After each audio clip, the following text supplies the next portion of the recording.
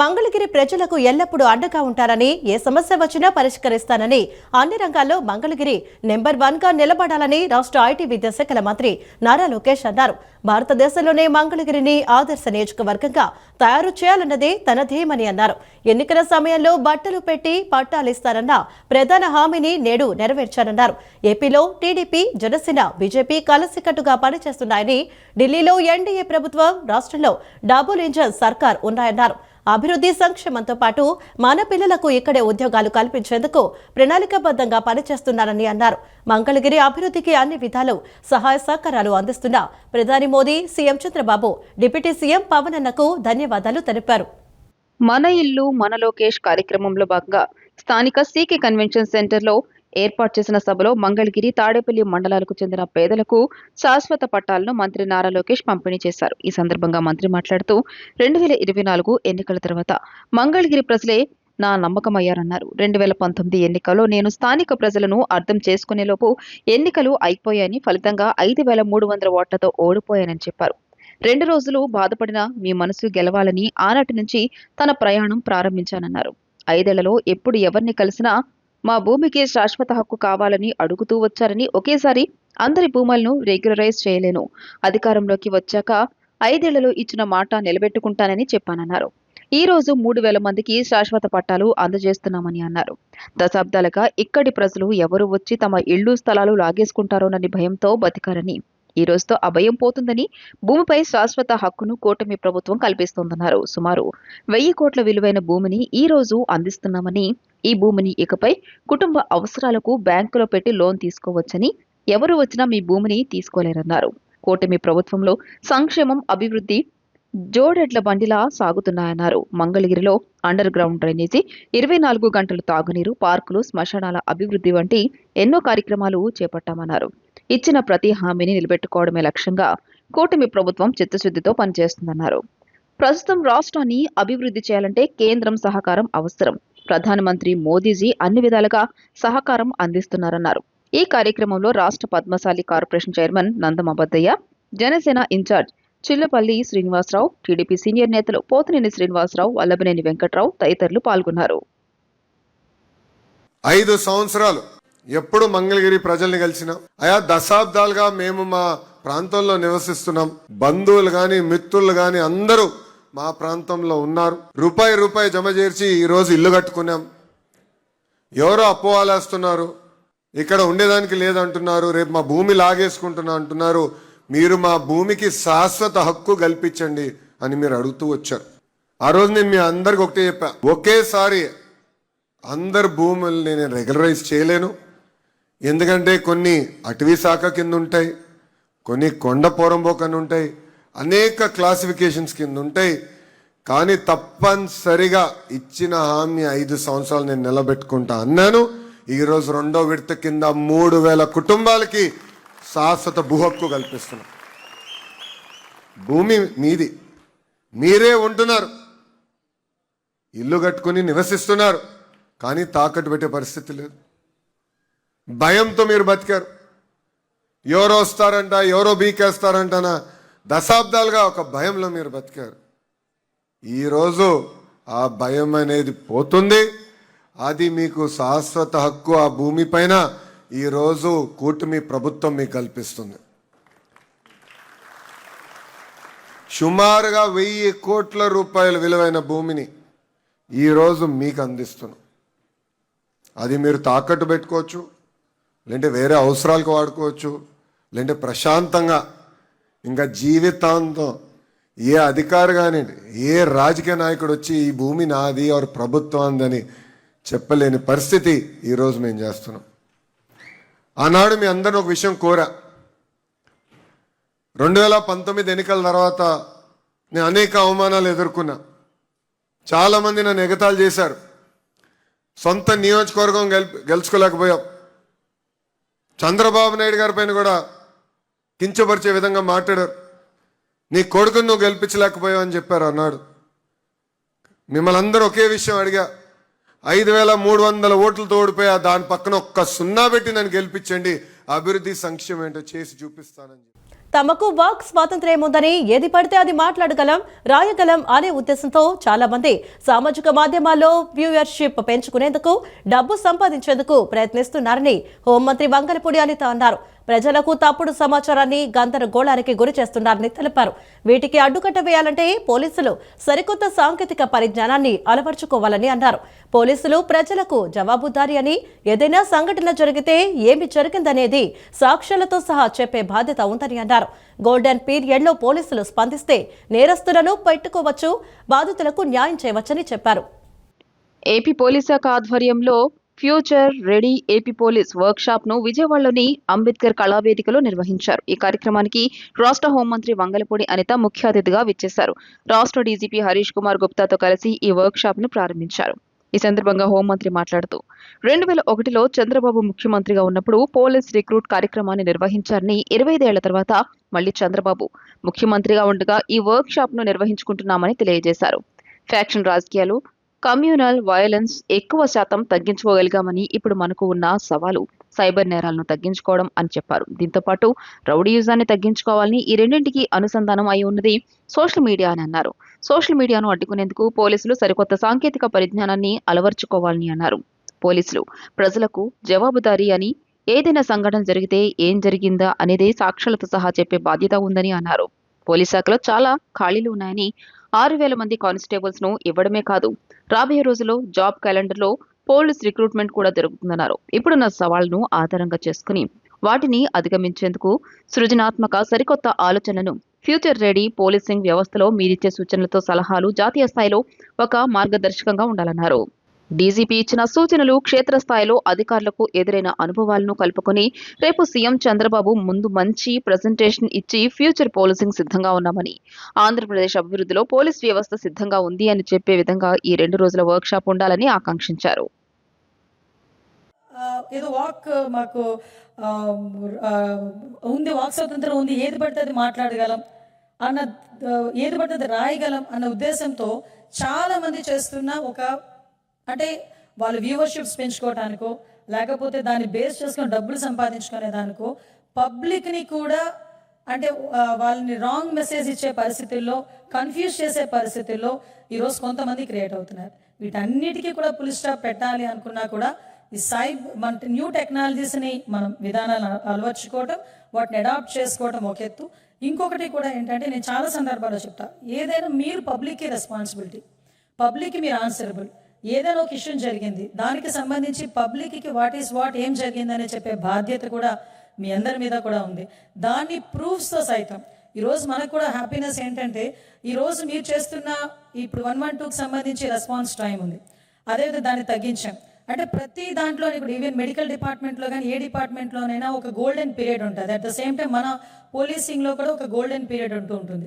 ఆ గోల్డెన్ పీరియడ్లో కనుక మనం రెస్పాండ్ అవ్వగలిగితే ప్రాపర్గా, కంపల్సరీగా మనం ఎవరైతే క్రైమ్ చేశారో క్రిమినల్ని పట్టుకోవచ్చు. మనం ఎవరైతే విక్టిమ్స్ ఉన్నారో విక్టిమ్స్ని కూడా నమ్మకాన్ని క్రియేట్ చేయడానికి మీరందరూ పార్టిసిపేట్ చేస్తున్నందుకు, అందరూ యాజ్ ఎ హోమ్ మినిస్టర్గా నేను వచ్చినందుకు కూడా నేను చాలా గర్వంగా ఫీల్ అవుతున్నా. అట్ ద సేమ్ టైం అంతే రెస్పాన్సిబుల్గా ఫీల్ అవుతున్నా. రేపు సీఎం గారు వచ్చిన ఈ మీటింగ్లో మీ తాలూకా థాట్ ప్రాసెస్ కానీ, మీ తాలూకా ఇన్నోవేటివ్ థాట్స్ కానీ, ఇంప్లిమెంటేషన్స్ కానీ నేను ఒకటే కోరుకుంటున్నానండి.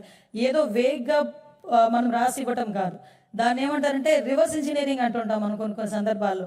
అంటే రివర్స్ నుంచి కూడా అది ఎలా, హౌ టు ఇంప్లిమెంట్, ఓపెన్గా డిస్కస్ చేసుకోండి. ఓపెన్గా మనకు ఒక అవుట్కమ్ కావాలి. ఇది నిజంగా చెప్పాలంటే మీకు చాలా పెద్ద టాస్క్. దగ్గర ఈరోజు పోలీస్ డిపార్ట్మెంట్లో చాలా మంది స్కార్సిటీ ఉంది, మనకి చాలా మంది పోలీసు ఖాళీలు ఉన్నాయి. ఈరోజు 6,000 మంది కానిస్టేబుల్స్ మనం ఇవ్వడమే కాదు, by God's grace coming soon కూడా ఎవ్రీ ఇయర్ మనకి జాబ్ క్యాలెండర్లో కూడా పోలీస్ డిపార్ట్మెంట్ వాళ్ళకి రిక్రూట్మెంట్ కూడా జరుగుతుంది. వీటన్నిటి ఇప్పుడున్న ఛాలెంజెస్ని బేస్ చేసుకుని మీ దగ్గర నుంచి ఒక ఇన్నోవేటివ్ థాట్స్ని, అదేవిధంగా ఫ్యూచర్ రెడీ పోలీసింగ్ వ్యవస్థలో మీరు ఇచ్చిన సూచనలు సలహాలు రేపొద్దున్న జాతీయ స్థాయిలో ఒక మార్గదర్శకంగా ఉండాలని మాత్రం నేను మనస్ఫూర్తిగా కోరుకుంటున్నా. నీట్ పరీక్షల్లో అక్రమాలపై నివేదికలు అందిన వెంటనే కేంద్ర ప్రభుత్వం స్పందించి కఠిన చర్యలు తీసుకుందని కేంద్ర పార్లమెంటరీ వ్యవహారాల శాఖ మంత్రి కిరణ్ రిజిజు తెలిపారు. ఈ వ్యవహారంలో 13 మందిని అరెస్టు చేసి జైలుకు పంపినట్లు చెప్పారు. విద్యార్థుల భవిష్యత్తుకు ప్రాధాన్యత ఇస్తూ ఎలాంటి జాప్యం లేకుండా రీ ఎగ్జామ్ను విజయవంతంగా నిర్వహించి వెంటనే ఫలితాలను సైతం వెల్లడించామన్నారు. ఢిల్లీలోని పార్లమెంట్ లైబ్రరీ భవనంలోని జిఎంసీ బాలయోగి ఆడిటోరియంలో మంగళ్ మిలన్ పేరుతో జరిగిన ఎన్డీఏ పార్లమెంటరీ పార్టీ సమావేశంలో కేంద్ర పార్లమెంటరీ వ్యవహారాల శాఖ మంత్రి రిజిజు పాల్గొన్నారు. అనంతరం మాట్లాడిన ఆయన ఎన్డీఏ నేతలకు, ఎంపీలకు ప్రధాని మోదీ కీలక సూచనలు చేసినట్టు చెప్పారు. కేంద్ర ప్రభుత్వం ఎల్లప్పుడూ విద్యార్థులకు అండగా ఉంటుందని ప్రధాని నరేంద్ర మోదీ స్పష్టం చేశారని కిరణ్ రిజిజు తెలియజేశారు. నీట్ పరీక్షా పత్రాల లీకేజీ వ్యవహారంపై ప్రధాని తీవ్రంగా స్పందించారని, ఈ అక్రమాలకు పాల్పడిన దోషులపై కఠిన చర్యలు తీసుకోవాలని ఆదేశించినట్లు రిజిజు పేర్కొన్నారు. విద్యార్థుల భవిష్యత్తు విషయంలో రాజీపడే ప్రసక్తే లేదని, వారి ప్రయోజనాలను కాపాడేందుకు తమ ప్రభుత్వం కట్టుబడి ఉందని ప్రధాని మోదీ భరోసా ఇచ్చినట్లు మంత్రి వివరించారు.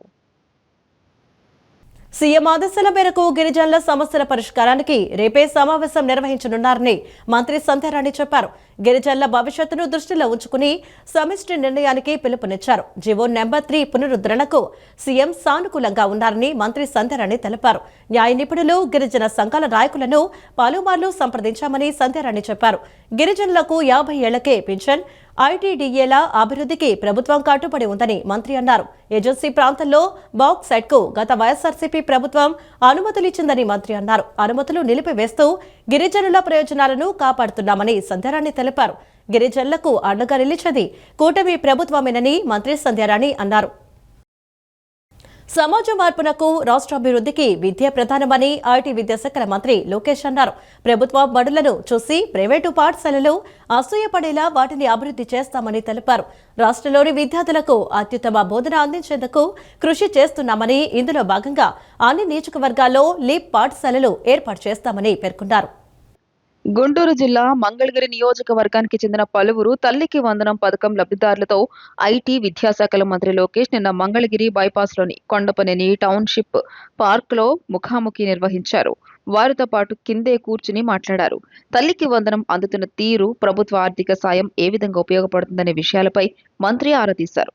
విద్యార్థుల తల్లుల నుంచి పలు సలహాలు, సూచనలు స్వీకరించారు. ఈ సందర్భంగా లోకేష్ మాట్లాడుతూ ప్రభుత్వ పాఠశాలల బలోపేతమే లక్ష్యంగా కూటమి ప్రభుత్వం పనిచేస్తుందన్నారు. ప్రజా ప్రభుత్వంలో 16,000 ఉపాధ్యాయ పోస్టులను భర్తీ చేశామని, ఈ ఏడాది మరో 3,000 పోస్టులను భర్తీ చేస్తామని లోకేష్ తెలియజేశారు. ఈ ఏడాది ప్రైవేటు పాఠశాలల నుంచి 1,06,000 మంది విద్యార్థులు ప్రభుత్వ పాఠశాలలకు తరలివచ్చారని వివరించారు. తల్లికి వందనం పథకాన్ని ఈ నెలలో అమలు చేయనున్నట్లు వెల్లడించారు. ఈ నెల 22 నుంచి 24వ తేదీలోగా నిధులు తల్లుల ఖాతాలో జమ అవుతాయని తెలిపారు. మంగళగిరిని అన్ని రంగాల్లోనూ ఆదర్శ నియోజకవర్గంగా తీర్చిదిద్దామని మంత్రి లోకేష్ స్పష్టం చేశారు. కాగా ఇంటర్ 10వ తరగతి పబ్లిక్ పరీక్షల్లో టాపర్లుగా నిలిచిన విద్యార్థులను విద్యాశాఖ సోమవారం రాష్ట్ర వ్యాప్తంగా ఘనంగా సత్కరించి పథకాలు ప్రదానం చేసింది. మండలాల వారీగా షైనింగ్ స్టార్స్ అవార్డులకు 10th లో 4,344 మంది, ఇంటర్ విద్యార్థులు 978 మంది ఎంపికయ్యారు. సమాజంలో మార్పు రావాలి, రాష్ట్రం బాగుపడాలంటే పిల్లల్లో మన పెట్టుబడి వాళ్ళతో ఎట్లా బాగా చదివించి చదువుని బాగా చేయగలిగితే బాగుంటుంది. మేము కష్టపడ్డా వాళ్ళు కష్టపడకూడదు. వాళ్ళు మంచి చదువుల్లో మీరు అట్లా అంటే ఎట్లా? అది కాదు, మీరు ఇట్లా అంటారు. రమ్మ ఒకసారి ఇంటికి వెళ్దాం, మీరు బాబు గారు చెప్తారు ఇది. ఆయనేమో అరే నేను 15 గంటలు పని చేస్తున్నా, నువ్వు 16 గంటలు పని చేయాలి నన్ను తిడుతున్నాడు రోజు.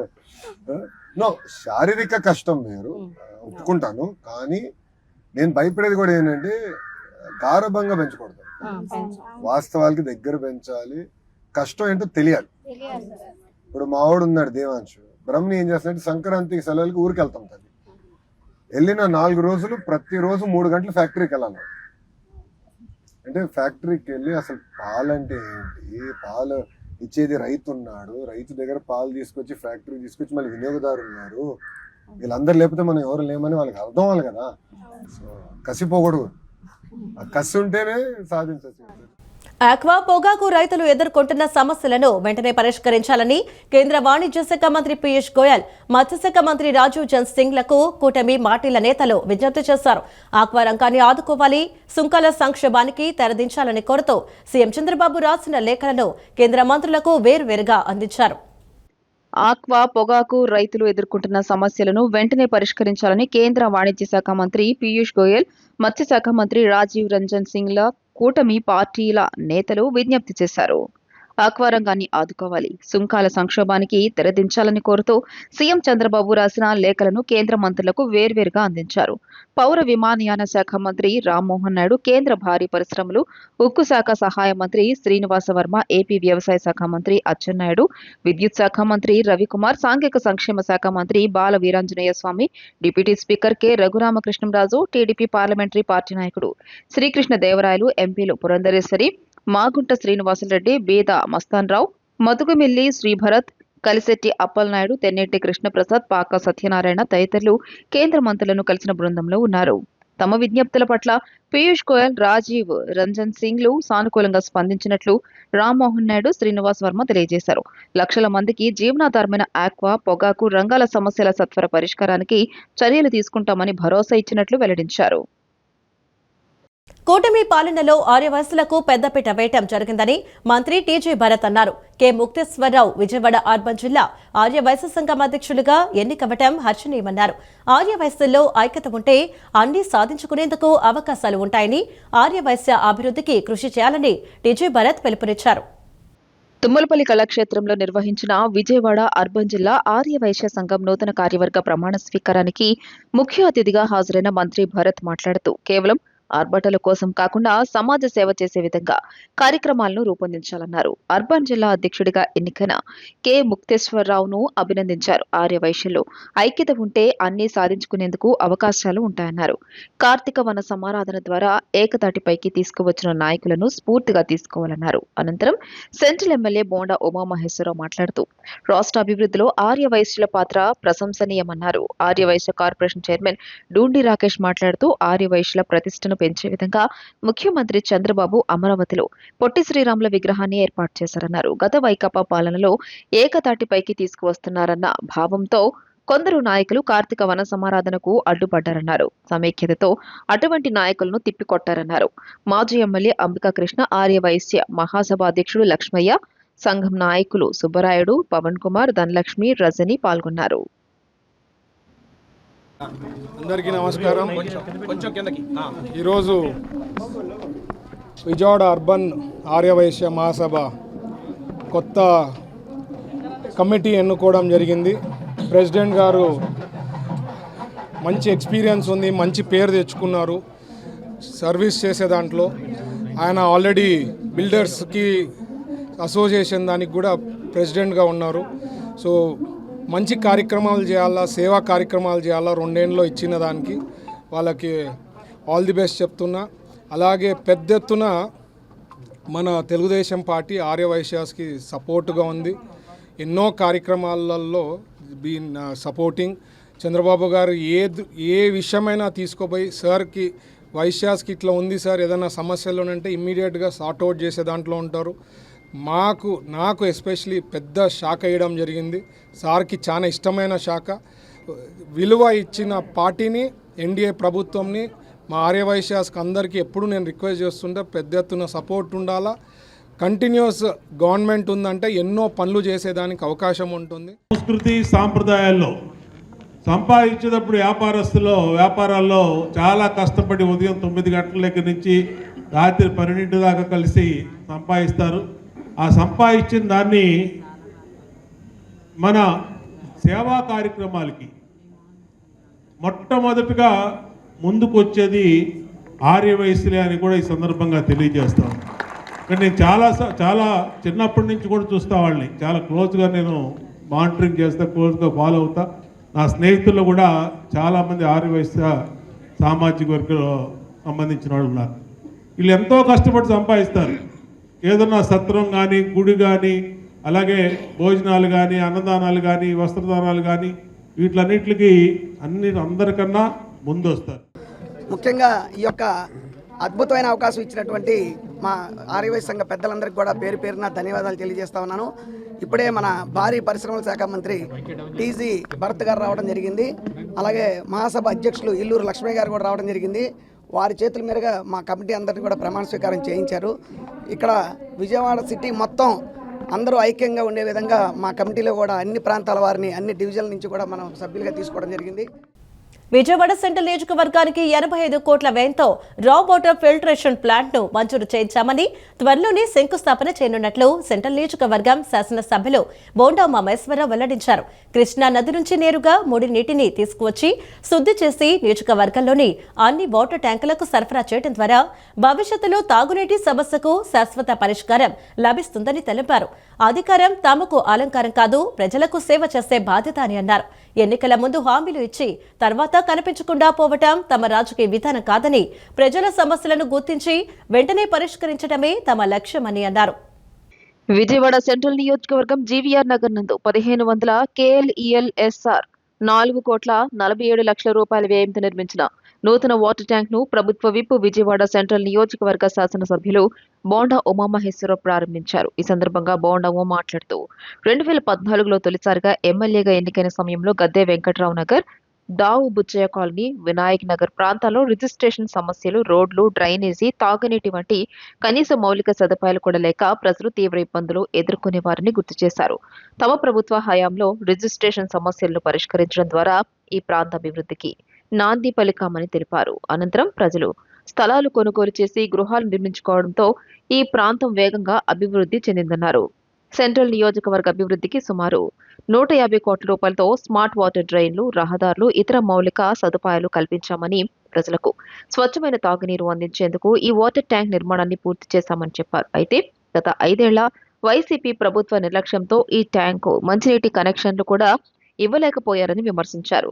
2024లో తిరిగి ప్రజలు ఆశీర్వదించి ఎమ్మెల్యేగా గెలిపించిన వెంటనే ఈ సమస్యపై ప్రత్యేక దృష్టి సారించి అధికారులు, ఇంజనీర్లతో సమన్వయం చేస్తూ ఎన్నో అవాంతరాలను అధిగమించి వాటర్ ట్యాంకు కనెక్షన్ పూర్తి చేసి నేడు ప్రజలకు అంకితం చేశామని తెలియజేశారు. ఈ ప్రక్రియలో అధికారులు పగలు రాత్రి శ్రమించారని, పోలీస్ శాఖ కూడా సమన్వయంతో సహకరించిందని కొనియాడారు. జీవీఆర్ నగర్, దావు బుచ్చయ్య కాలనీ, వినాయక్ నగర్, గుండుదల తదితర ప్రాంతాల ప్రతి ఇంటికి మున్సిపల్ మంచినీటి కనెక్షన్లు అందించే కార్యక్రమాన్ని వెంటనే ప్రారంభిస్తామని తెలిపారు. పార్టీ నాయకులు, కార్యకర్తలు ఇంటింటికి వెళ్లి ప్రజలను నమోదు చేసుకుని ప్రతి కుటుంబానికి మంచినీటి సౌకర్యం కల్పిస్తారని చెప్పారు. ఆ రోజు రిజిస్ట్రేషన్లు సమస్య తీర్చడం వల్ల అందరూ కూడా ఈ ప్రాంతంలో స్థలాలు కొనుక్కున్నారు, చక్కగా బిల్డింగ్లు కట్టుకున్నారు. వీళ్ళందరికీ స్ట్రాంగ్ వాటర్ డ్రైన్స్ అప్పుడు 150 కోట్ల రూపాయలు సెంట్రల్ నియోజకవర్గానికి నిధులు తీసుకొచ్చి ఈ ప్రాంతం అంతా కూడా స్ట్రాంగ్ వాటర్ డ్రైన్లు లేపించాం. అట్లాగే ఈ వాటర్ ట్యాంక్ని కూడా ఈ ప్రాంతంలో డ్రింకింగ్ వాటరు మరి అంతకుముందు ఉన్న దేవినగరు ప్రాంతానికి సరిపోయే నీళ్ళని రామకృష్ణాపురానికి, ఇటేపంటే కొత్త ప్రాంతం కాబట్టి ఈ ప్రాంతానికి నీళ్లు కష్టంగా వచ్చాయి. వీళ్ళందరూ కూడా బోర్ వాటర్ మీద డిపెండ్ అవ్వాల్సిన పరిస్థితి, మంచినీళ్ళు దాటానికి బయట నుంచి మినరల్ వాటరు తెచ్చుకునే పరిస్థితి. 2014-19లో నేను శాసనసభ్యుడైనప్పుడు ఇది చివరి దశలో ఉంది ట్యాంకు. తర్వాత 5 సంవత్సరాలు ఒక అసమర్థపు ప్రభుత్వం చేతిలో ఈ వాటర్ ట్యాంక్కి పూర్తయితే మేము ఆ రోజున 1500 KL వాటర్ని 4.5 crores బడ్జెట్తో దీన్ని పూర్తి చేశాం. కానీ దీనికి 5 సంవత్సరాలు 2019-24 మధ్య మంచినీటి కనెక్షన్ కూడా ఇవ్వలేకపోయారు వైఎస్ఆర్ కాంగ్రెస్ పార్టీ ప్రభుత్వంలో ఆనాటి శాసనసభ్యుడు మల్లాది విష్ణు. రోడ్లు మేము వేయించినాయే, గద్దె వెంకటరామయ్య నగరు, అలాగే దావు బుచ్చి కాలనీ, అలాగే వినాయక నగరు, ఈ ప్రాంతం అంతా రోడ్లు మేము వేయించినాయే. రిజిస్ట్రేషన్ సమస్యలు తీర్చి రిజిస్ట్రేషన్ సౌకర్యం కల్పించింది బోండా ఉమానే, రోడ్లు వేయించింది బోండా ఉమానే, డ్రైన్లు వేయించింది బోండా ఉమానే, స్ట్రీట్ లైట్లు వేయించింది బోండా ఉమానే, డ్రింకింగ్ వాటరు ఈ ట్యాంక్ కట్టించింది బోండా ఉమానే. కనీసం బోండా ఉమా కట్టించినటువంటి వాటర్ ట్యాంక్కి మంచినీటి కలెక్షన్ కూడా ఇవ్వలేని అసమర్థులు గత పరిపాలకులు. రాష్ట్రంలో తెలుగు భాష, సాహిత్యం, కళలు, సంస్కృతికి పునర్వైభవం తీసుకురావటమే లక్ష్యంగా రాష్ట్ర సృజనాత్మకత మరియు సాంస్కృతిక సమితి ఆధ్వర్యంలో 2 ప్రతిష్టాత్మక కార్యక్రమాలను నిర్వహిస్తున్నట్లు రాష్ట్ర సృజనాత్మకత సాంస్కృతిక సమితి చైర్పర్సన్ తేజస్వి పొడపాటి తెలిపారు. ఆంధ్రప్రదేశ్ను దేశంలోనే సాంస్కృతిక రాజధానిగా తీర్చిదిద్దాలనే సంకల్పంతో ప్రభుత్వం ముందుకు సాగుతోందన్నారు. ఈ దిశగా జూలై 25, 26వ తేదీల్లో ఉండవల్లి గుహల ప్రాంగణంలో ఆంధ్రప్రదేశ్ తెలుగు మహోత్సవాన్ని అత్యంత వైభవంగా నిర్వహిస్తున్నట్లు వెల్లడించారు. విజయవాడ ఘంటసాల వెంకటేశ్వరరావు ప్రభుత్వ నృత్య సంగీత కళాశాలలో రాష్ట్ర సృజనాత్మకత సాంస్కృతిక సమితి చైర్పర్సన్ తేజస్వి పొడపాటి నిన్న విలేకరుల సమావేశం నిర్వహించారు. సమావేశంలో మాట్లాడుతూ ఈ నెల 25, 26 తేదీల్లో ఉండవల్లి గుహల ప్రాంగణంలో ఆంధ్రప్రదేశ్ తెలుగు మహోత్సవంను అత్యంత వైభవంగా నిర్వహిస్తున్నట్లు వెల్లడించారు. తెలుగు భాషను కేవలం మాట్లాడే భాషగా కాకుండా భావితరాలకు వారసత్వంగా అందించే లక్ష్యంతో ఈ మహోత్సవాన్ని రూపొందించినట్లు తెలియజేశారు. 2 రోజుల పాటు జరిగే ఈ ఉత్సవంలో సూర్యోదయ సుప్రభాతం సంగీత కార్యక్రమం, ఆమె మాట అక్షర బాట, కవి సమ్మేళనాలు, అమ్మమ్మ కథల ముచ్చట్లు, నెక్స్ట్ జన్ తెలుగు యువతతో చర్చలు, నవస్వరం, ప్యానెల్ డిస్కషన్లు, తపాలా శాఖ సహకారంతో పూర్తిగా తెలుగులో పోస్ట్ కార్డులు రాసే వినూత్న కార్యక్రమాలు నిర్వహించనున్నట్లు తెలియజేశారు. ఆగస్టు 8, 9 తేదీల్లో గుంటూరు విద్యానగర్ రింగ్ రోడ్లో అమరావతి చిత్రకళా వీధి పేరుతో ఓపెన్ ఎయిర్ ఆర్ట్ ఫెస్టివల్ నిర్వహించనున్నట్లు వెల్లడించారు. గత ఏడాది రాజమండ్రిలో 550 మంది కళాకారులతో విజయవంతంగా నిర్వహించిన ఈ కార్యక్రమాన్ని ఈసారి 800 స్టాల్స్తో మరింత విస్తృతంగా నిర్వహిస్తున్నామని తెలియజేశారు. రాష్ట్ర చిత్రకారులు తమ ప్రతిభను ప్రదర్శించేందుకు స్వరాష్ట్రంలోని విశాల వేదిక కల్పించడం ఈ కార్యక్రమం ప్రధాన ఉద్దేశమని చెప్పారు. ముఖ్యమంత్రి నారా చంద్రబాబు నాయుడు, ఉప ముఖ్యమంత్రి పవన్ కళ్యాణ్, ఐటీ మంత్రి నారా లోకేష్, పర్యాటక సాంస్కృతిక శాఖ మంత్రి కందుల దుర్గేష్లు ప్రోత్సాహంతో ఈ కార్యక్రమాలను రూపొందించినట్లు తేజస్వి పొడపాటి పేర్కొన్నారు. జూలై 26 సాయంత్రం జరిగే తెలుగు మహోత్సవ్ ముగింపు సభకు మాజీ ఉపరాష్ట్రపతి ఎం వెంకయ్యనాయుడు, కేంద్ర మంత్రి డాక్టర్ పెమ్మసాని చంద్రశేఖర్, రాష్ట్ర మంత్రి కందుల దుర్గేష్ తదితర ప్రముఖులు హాజరు కానున్నట్లు తెలియజేశారు. ఈ కార్యక్రమాలు కేవలం ప్రభుత్వ నిర్వహణలో జరిగేవి మాత్రమే కాకుండా కళాకారులు, రచయితలు, సాహితీవేత్తలు, సాంస్కృతిక సంస్థలు, యువత, ప్రజలందరూ భాగస్వాములై తెలుగు సంస్కృతి పరిరక్షణకు తోడ్పడాలని తేజస్వి పొడపాటి పిలుపునిచ్చారు. మనకి డిప్యూటీ చీఫ్ మినిస్టర్ గారు, హానరబుల్ ఐటీ మినిస్టర్ లోకేష్ గారు, టూరిజం అండ్ కల్చర్ మినిస్టర్ కందుల దుర్గేష్ గారు అనేక సందర్భాల్లో తెలుగు భాష కోసం, తెలుగు సంస్కృతి కళలను కాపాడడం కోసం, జానపద కళలను కూడా ప్రోత్సహిస్తూ ప్రతి కార్యక్రమంలో కూడా కళాకారులకు పెద్దపీట వేయటం మనం అందరం చూస్తున్నాం. వారిచ్చిన స్ఫూర్తితోటే ఈ రోజున అమరావతి చిత్రకళా వీధి అనే ఒక కార్యక్రమాన్ని మన రాష్ట్రంలో ఉన్న చిత్రకారులందరి కోసం పోయిన సంవత్సరం రాజమండ్రి వేదికగా ఓపెన్ ఎయిర్ ఆర్ట్ ఫెస్టివల్, ఇది 25 సంవత్సరాల నుండి బెంగళూరులో జరుగుతున్న చిత్ర సంతే అనే ఒక కార్యక్రమాన్ని ఇన్స్పిరేషన్గా తీసుకొని అక్కడ 25 సంవత్సరాల నుండి జరుగుతుంది. 1500 మంది ఆర్టిస్టులు వస్తున్నారు. మన రాష్ట్రంలో మొట్టమొదటిసారి పెడితే ఎంతమంది ఆర్టిస్టులు వస్తారు? మహా అయితే ఒక 100-200 మంది వస్తారేమో.